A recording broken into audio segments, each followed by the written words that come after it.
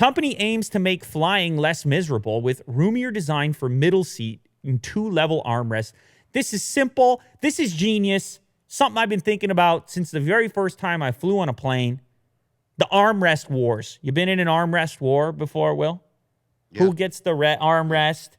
Who's in the front? Who's in the back? What are the parameters? What are the rules?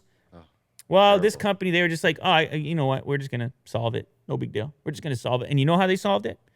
They took the middle seat. Oh, by the way, this design has already been purchased by various airlines, and you're going to see it coming up very soon. That's how good it is. They took the middle seat. They made it a tiny bit lower. They put it back a tiny bit from the aisle seat and window seat. And then they took the armrest and made it 2 tiers. So you're like in a bit more of a little cockpit there in the center. So your arms are going to go on the lower tier of the armrest towards the back. Also, because you're recessed back more than the individuals in front of you. So if you scroll down a little bit on that webpage, you will see how the implementation looks. You see that, Will? So simple. And now it's so clearly defined as well. There's no wars to take place. Right. You just know one person gets the back side, one person gets the front side of the 2-tier. And for those of you that are just listening to this, basically what you have is a one-piece armrest design, but with 2 different heights and then a connector piece in between the 2. So it just scales up, moves over, but it still looks like a regular armrest. Like it still has a very similar profile. It looks like a lightning bolt. That's right. Like if you were to draw a cartoon lightning bolt, it has the little dash in the middle there, and then it continues on.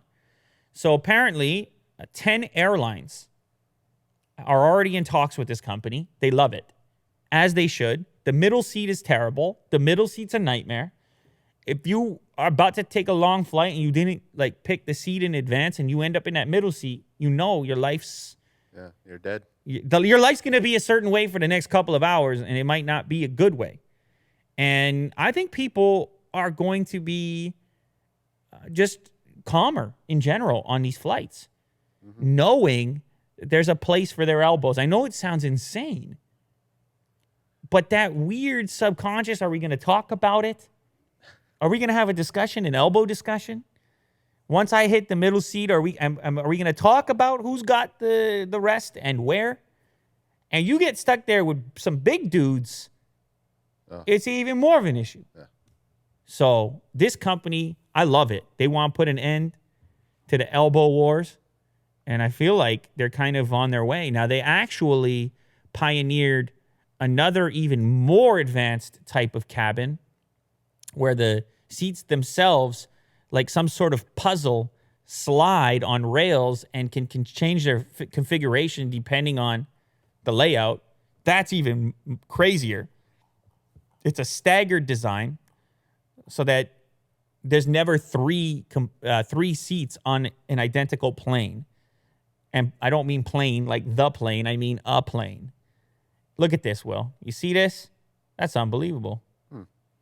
Comes out, you get loaded up. Anyway, I love this kind of thing. It doesn't have to be the way that it is.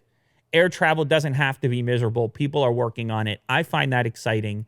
I get it. It's just a middle seat. But I'm telling you, next time you're on a middle seat and it's the old-fashioned, you're going to be thinking of this moment in this podcast.